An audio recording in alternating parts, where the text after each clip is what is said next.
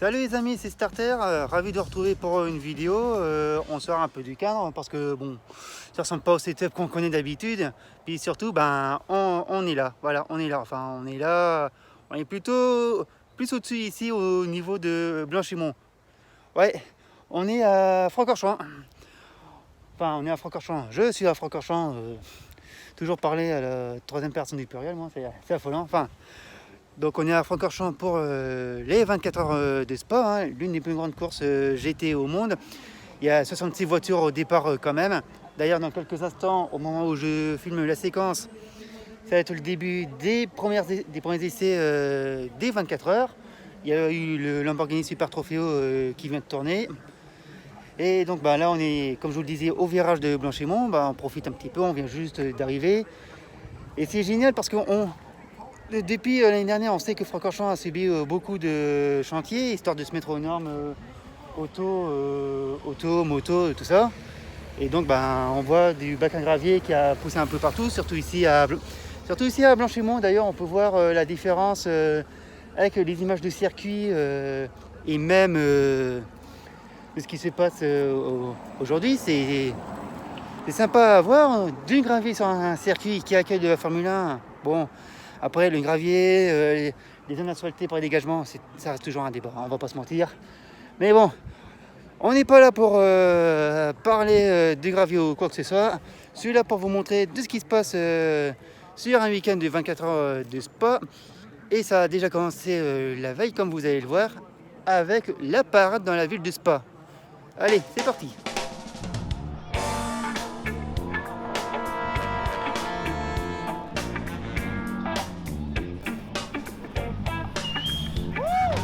Voir les voitures dans la station thermale qui prête son nom au circuit est toujours une attraction très attendue. Les équipes et les constructeurs jouent le jeu et permettent au public d'approcher ces voitures de très près.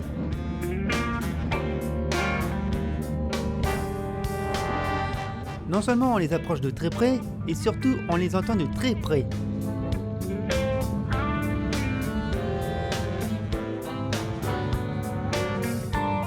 Audi, Porsche, BMW, Lamborghini, Ferrari, la plupart des équipes et des constructeurs sont présents.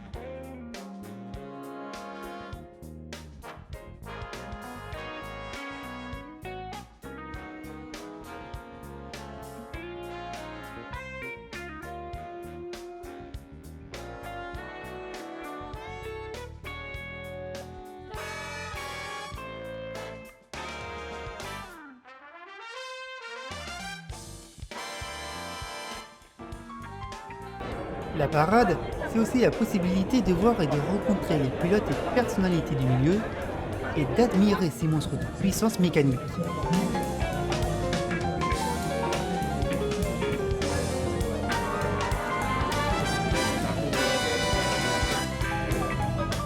La philosophie des GT3 n'a pas changé au cours des années.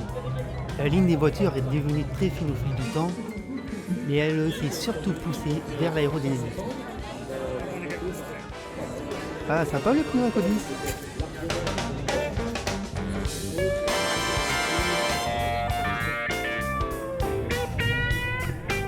Oula, énerve le kangourou.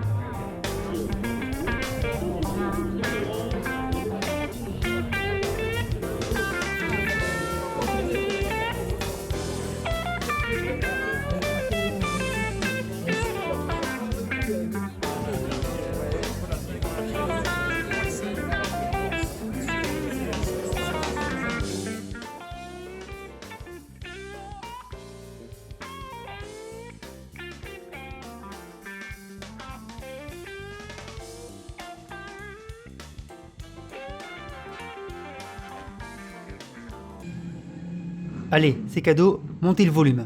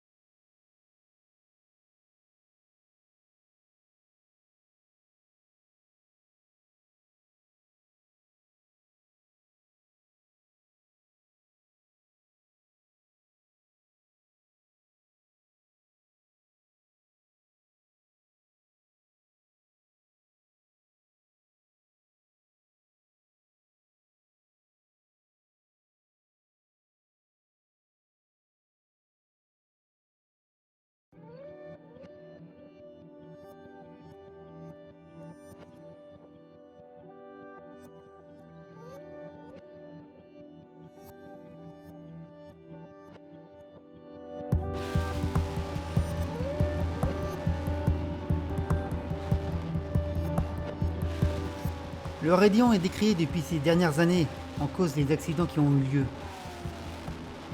Mais la comparaison avec le passé est flagrante. Bon, ok, le virage n'a pas changé et on s'extasie devant la nouvelle tribune. La différence que le dégagement a gagné quand même près de 10 mètres par rapport à avant.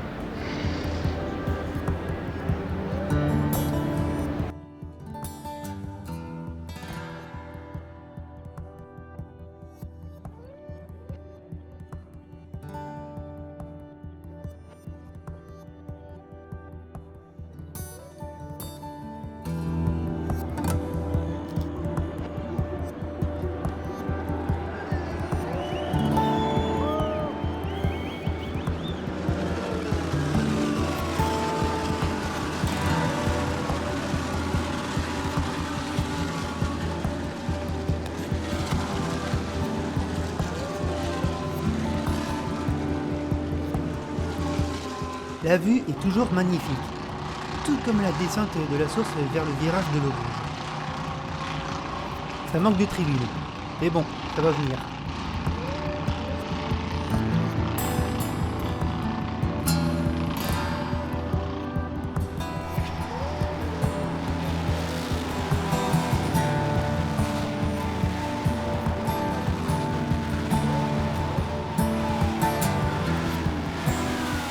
Les points de vue, ce n'est pas ce qui manque à Francorchamps.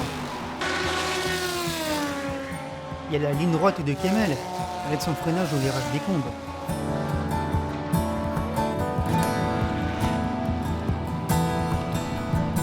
Il y a eu beaucoup de neutralisation dans ce week-end. Les drapeaux rouges aussi. Mais le spot que je préfère, c'est bien le virage de Bruxelles, qu'on appelle aussi rivage.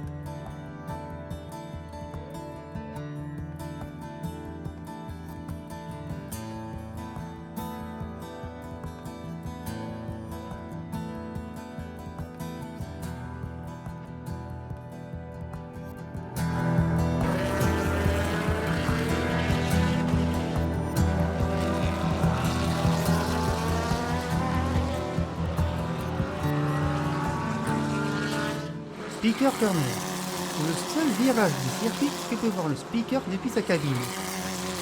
Bon, il n'a pas changé, mais il a quand même connu des modifications pour accueillir la moto. Ah, le double gauche de Couron. Autre juge de paix sur ce circuit qui reste aussi un défi pour les pilotes.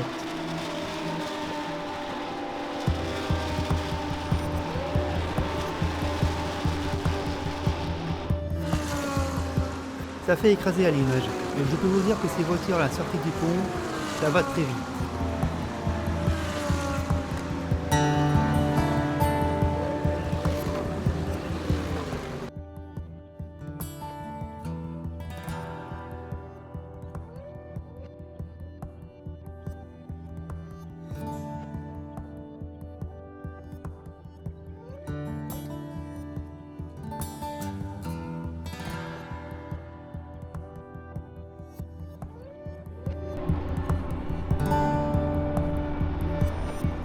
Un autre endroit prisé, c'est Blanchimont et le bus stop.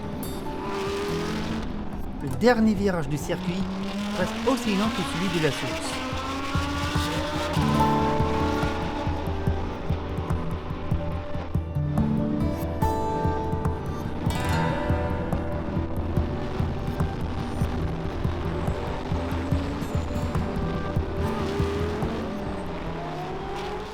Bon, on est rentré dans le paddock. Il y a un peu de monde ici, là c'est l'installation dit, il y a un peu de monde, il y a beaucoup de jeunes. Je crois qu'ils attendent tous un jeune pilote, un certain Valentino Rossi, un mec qui débute. En tout cas pour un mec qui débute, il y a beaucoup de monde je trouve.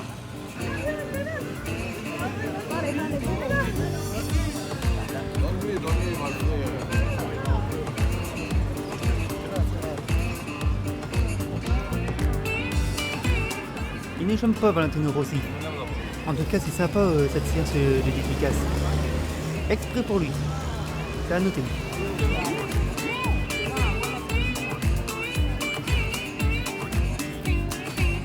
Approcher les pilotes dans le paddock, ça devient une habitude. D'ailleurs, déambuler dans un paddock, c'est aussi assister aux pré-grilles des catégories présentes sur le week-end. Comme ici avec le GT4 européen, où plus de 50 voitures sont au départ du week-end. Ça fait beaucoup.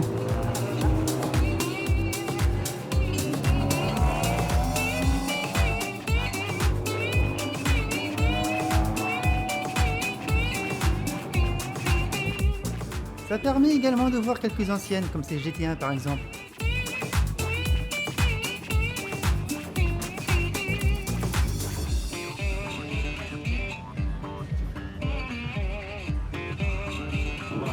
Ou de boire un coup, tiens. Santé.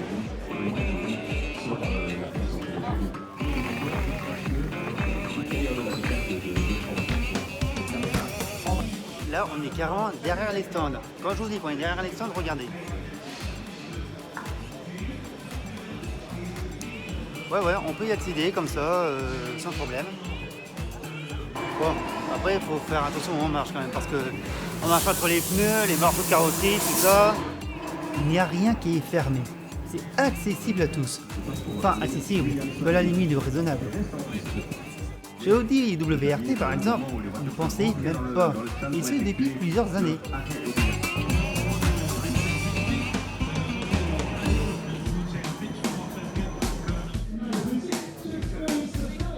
Même les installations et showrooms des constructeurs sont axés sur le public.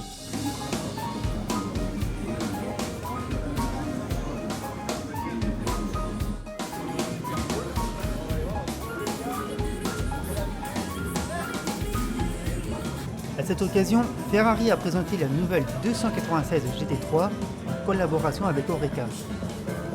Même Porsche en a profité avec la nouvelle 911 GT3 R, enfermée sous verre par contre. Dommage.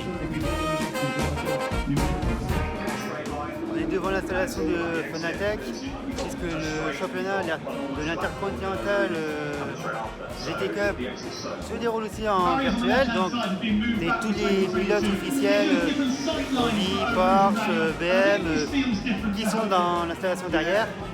Ils vont rouler pour aller marquer des points pour leurs constructeurs, pour leur équipe, mais aussi pour eux au championnat. On est vraiment aux frontières de deux mondes bien différents.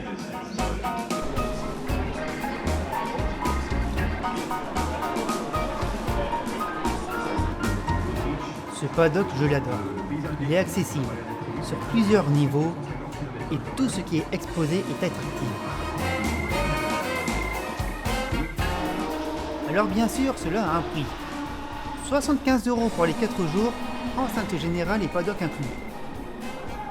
C'est vrai que ça fait cher, hein?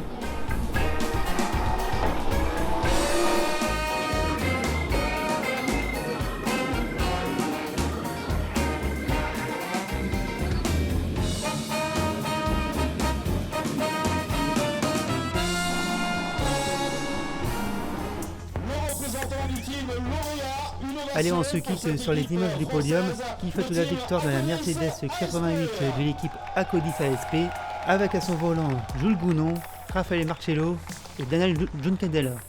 Tout ça sous la houlette de Jérôme Polican, le team manager de l'équipe. Bravo messieurs!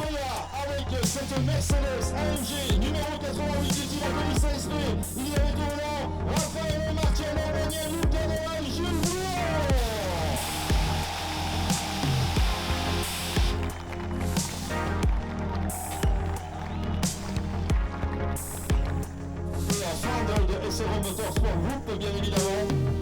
Le vainqueur de cette Total Energies 24 heures de Spa 2022, j'ai cité Raffaele Marcello, Daniel Juncadella, Jules Gounon.